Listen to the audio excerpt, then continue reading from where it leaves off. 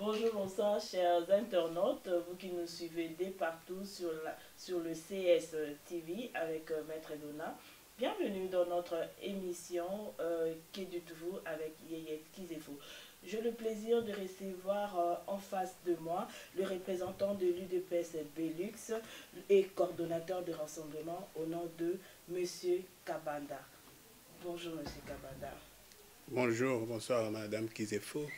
Merci d'avoir accepté notre invitation. Avec vous, nous allons parler de la situation qui prévaut actuelle en République démocratique du Congo, précisément aussi de la situation de l'UDPS dont vous faites partie.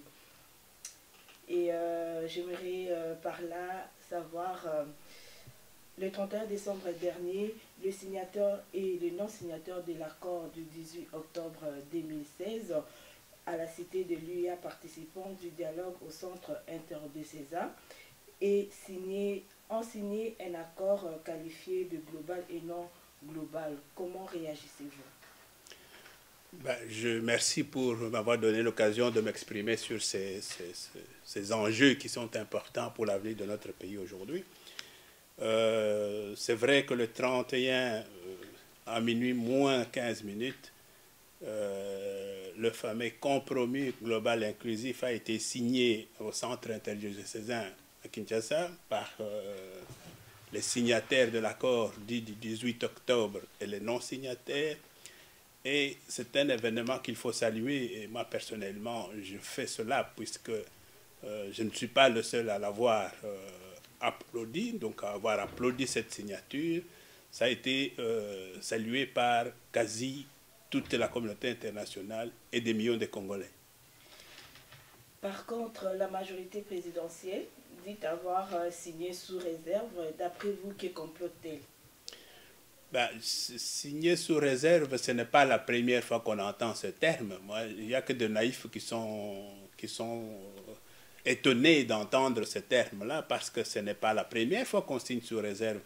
À Sun City, l'accord global et inclusif de 2003 a été aussi signé par certains sous réserve. Ça ne nous a pas empêché d'organiser la transition, le régime 1+4. Ça ne nous a pas empêché d'organiser 2 cycles électoraux. Ça ne nous a pas empêché d'organiser 2 cycles électoraux, mais par contre, de l'autre côté, on parle du front avec Madame Bazaïba. Ne pensez-vous pas que cela devient un tout petit peu compliqué pour le rassemblement? Je ne crois pas que ça soit compliqué parce que l'inclusivité dont on parle, ce n'est pas une histoire du nombre de signatures, c'est une histoire de plateforme.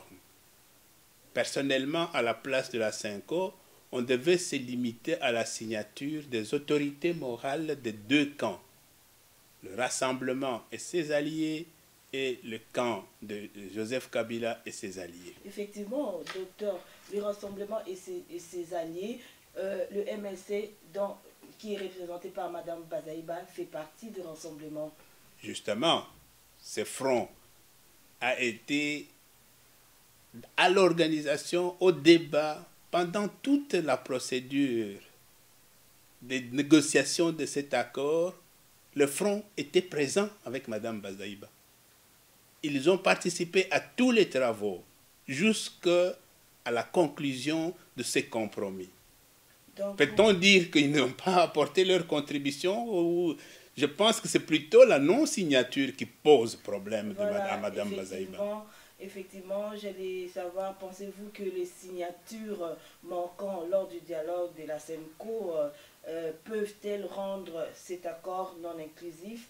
Absolument pas. Donc je crois que, je l'ai dit tout à l'heure, l'inclusivité, ce n'est pas le nombre de signataires, c'est les plateformes qui doivent signer. Et à mon humble avis, si c'est compromis, cet accord, si la CENCO pourrait avoir en tout cas la clairvoyance de faire signer ces documents aux responsables, aux chefs, aux autorités morales de 2 camps, pour moi, l'affaire est close. Que pensez-vous de monsieur le Premier ministre Sami Badibanga qui refuse jusque-là de céder sa place, de démissionner? Mais je crois que c'est un citoyen, c'est un patriote. et plutôt il entendra la voix de la raison, parce que si lui est arrivé là où il est, il doit se poser la question, comment est-ce qu'il est arrivé là? Il y avait quelqu'un avant lui qui a dû démissionner. Aujourd'hui, le même camp qu'il avait pris comme Premier ministre, qu'il avait noyauté pour le mettre là, signe un autre accord. L'honnêteté intellectuelle, le patriotisme devait le conduire à démissionner sans poser aucune condition. Parce que le fait que son camp qu'il avait amené là a signé un autre accord, c'est un désaveu cinglant. Il devait comprendre tout seul, être élégant et démissionner tout simplement. Nous devons chercher l'intérêt commun de la population plutôt Exactement. que l'intérêt personnel pour le bien de notre pays, la République démocratique du Congo. Monsieur le représentant de Belux de l'UDPS, vous êtes aussi coordonnateur de l'Assemblement. L'UDPS a désigné M. Félix Tshisekedi comme le représentant du gouvernement de la transition. Par contre, ce choix, selon, entre guillemets, ce choix n'est pas le choix de son père. Que dites-vous? Mais je pense que l'UDPS est un parti démocrate. Et très démocratique d'ailleurs, parce que son combat depuis le début, c'est pour l'instauration de la démocratie dans notre pays. C'est que vous venez de dire que l'UDPS a désigné M. Tshilombo Tshisekedi comme Premier ministre, c'est la base du parti qui a plébiscité M. Tshisekedi Tshilombo comme candidat Premier ministre. Effectivement, c'est la base du parti. Je termine. Oui. Parce que si je vais vous révéler une chose. Il n'y a pas seulement M. Félix Tshisekedi dans l'UDPS. Je veux vous révéler une chose. Le président du parti a reçu, en tout cas la présidence du parti, a reçu plus de 30 millions de coups de fil demandant à ce que ce soit Tshisekedi Tshilombo qui soit candidat Premier ministre. Il y a eu près de 17 000 courriers, correspondances, demandant la même chose, venant de la base du parti. Si ça, ce n'est pas un plébiscite, si ça, ce n'est pas un fait de désigner quelqu'un déjà par la base, je ne sais pas ce que c'est. S'il y a deux candidats qui font concurrence, à ce moment-là, on peut discuter. Ici, c'est le seul qui a en tout cas ce plébiscite. Et par contre, le choix du père, le choix de M. Tshisekedi Etienne est porté sur M. Moubaké. Encore une fois, nous sommes dans...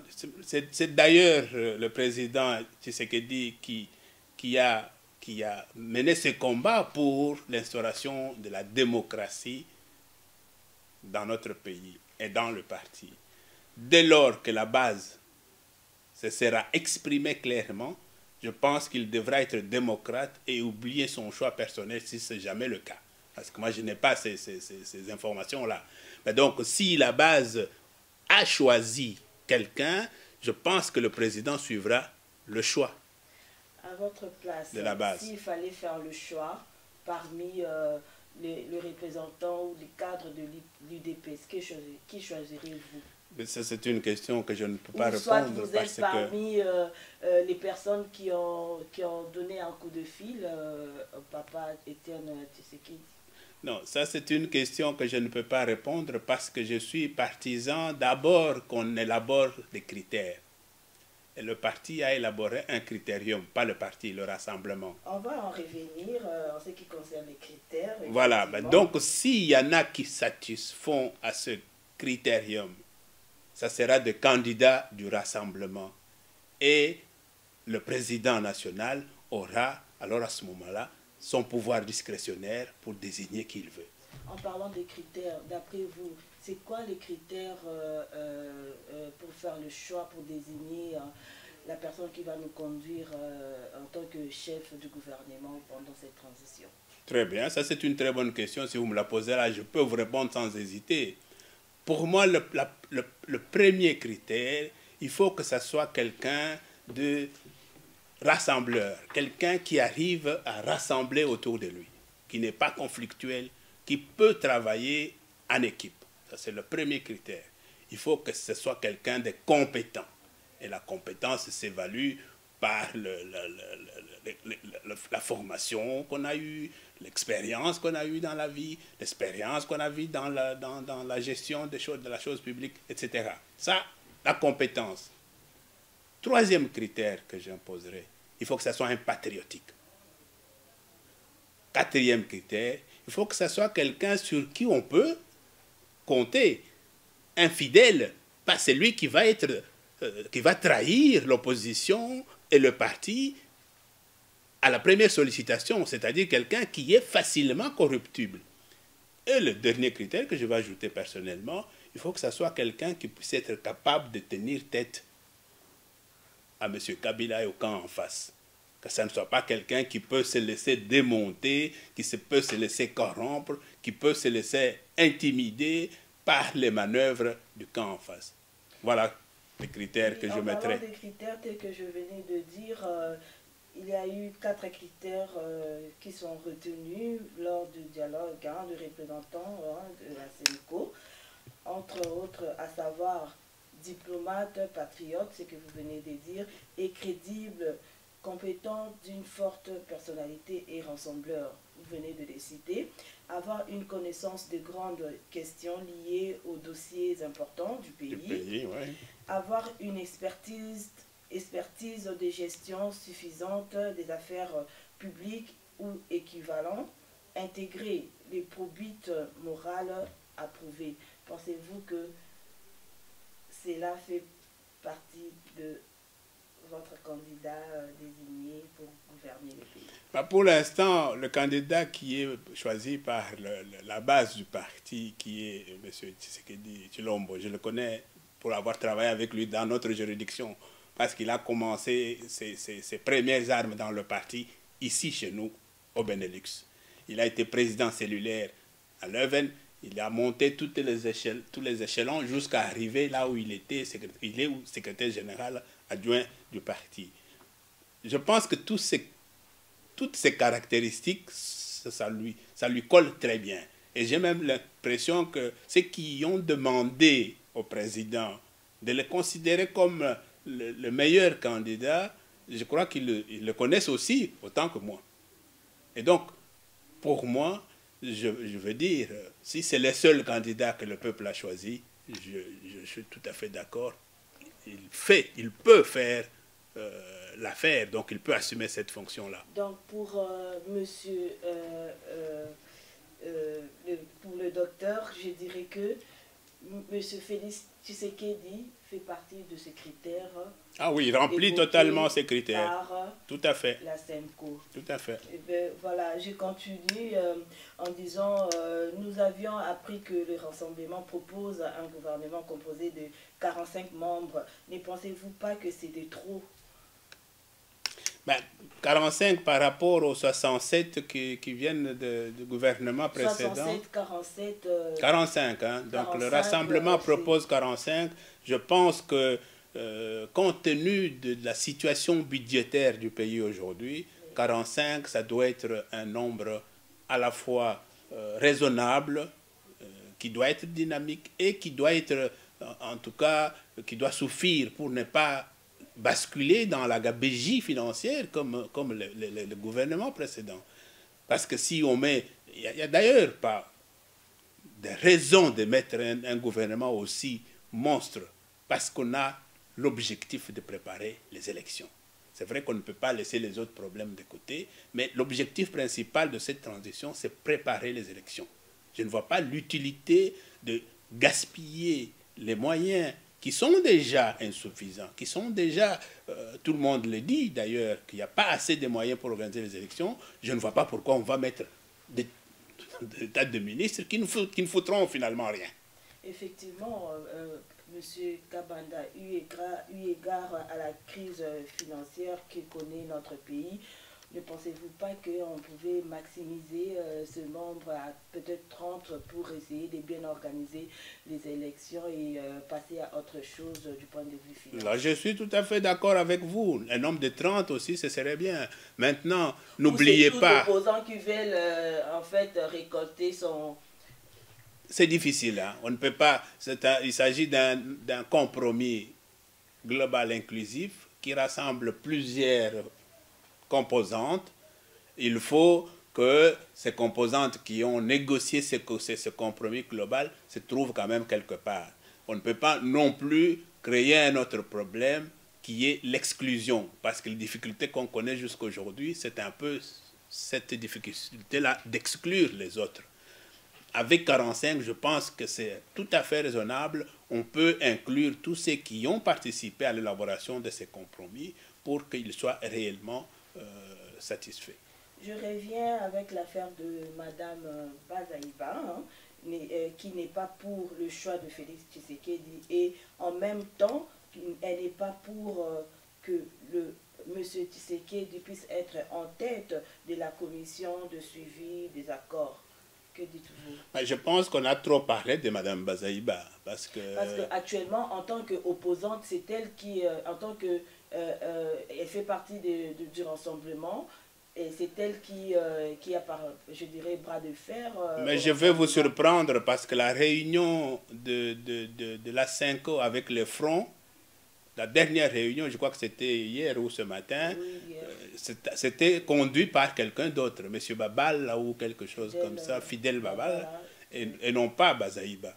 Et Bazaïba a été recadré par le président du MLC, M. Bemba, qui est en prison, dans son mot de vœux à la nation, il a quasi désavoué Mme Bazaïba. Donc, si à la fois elle est désavouée par la direction de son parti et par la base, parce que la base aussi s'est réunie, a estimé qu'elle exagérait un peu dans ses positions et elle faisait cavalière seule, sans consulter la base du parti. On ne sait plus qui fait quoi, qui est une vraie opposante, parce qu'on sait que le rassemblement, c'est pour tous les opposants, y compris le MLC. Donc, je dirais que Mme Bazaïba avait intérêt de suivre le pas de la SENCO. Et merci à M.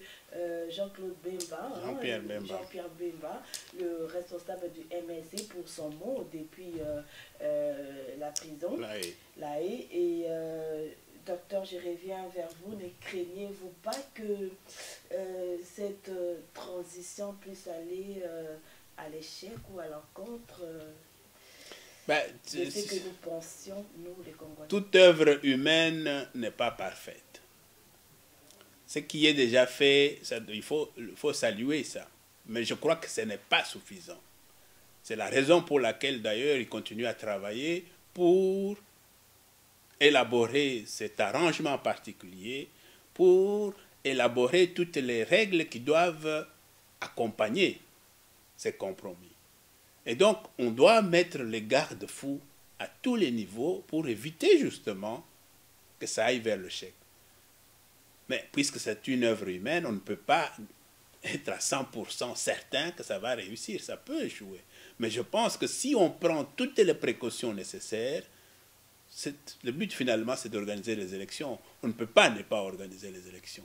Il y aura certainement des problèmes d'application, de mise en pratique de cet accord. Les problèmes ne peuvent pas manquer dans ce genre de situation, mais je crois que l'objectif sera atteint si toutes les précautions sont prises, et c'est ce qu'on est en train de faire maintenant. Moi, je suis optimiste.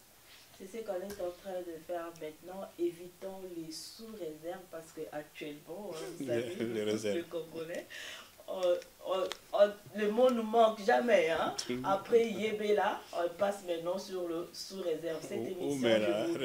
Cette émission n'est pas sous réserve, hein, chers internautes. Merci au professeur, au docteur, excusez-moi. Un mot peut-être pour la fin, on ne va pas trop vous retenir.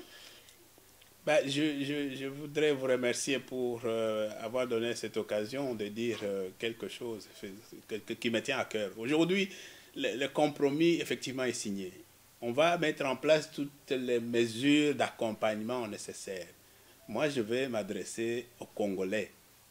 Parce qu'il y en a qui sont inquiets, qui disent n'importe quoi. Oh, le carton rouge, Koinamaï, oh, Kabila. Non. le peuple doit rester vigilant. Ce qui est fait, ce n'est qu'une étape de franchie. Cela ne veut pas dire que tout est gagné.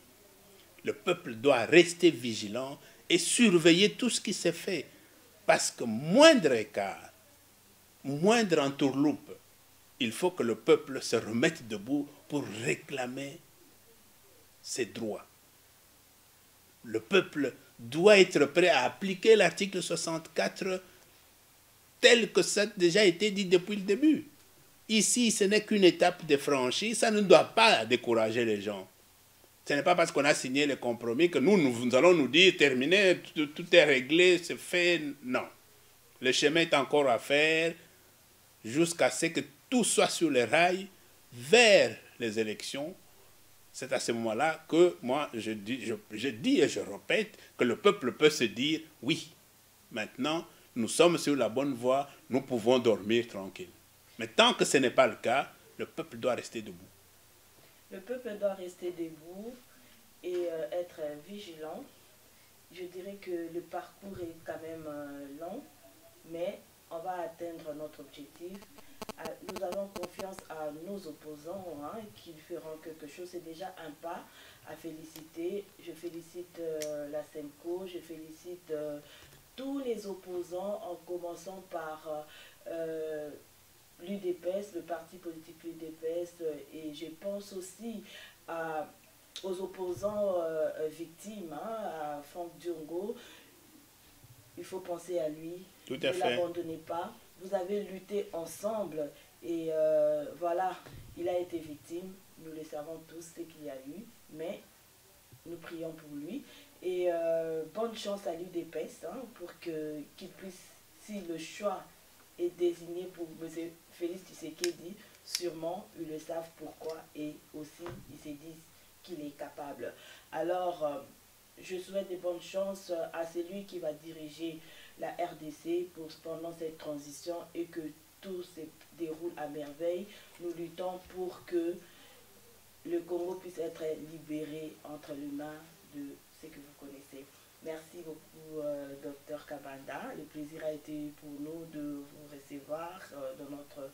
À nouveau, parce que ce n'est pas la première fois que le docteur puisse passer sur notre site CSTV. Merci à mon réalisateur derrière la caméra, Maître Donna, de cette occasion. Nous vous demandons de nous suivre sur www.congosukisa TV. Pour ceux qui vont nous louper, vous nous suivrez sur la chaîne des décodeurs CP La TV en direct en télé. Merci et au revoir.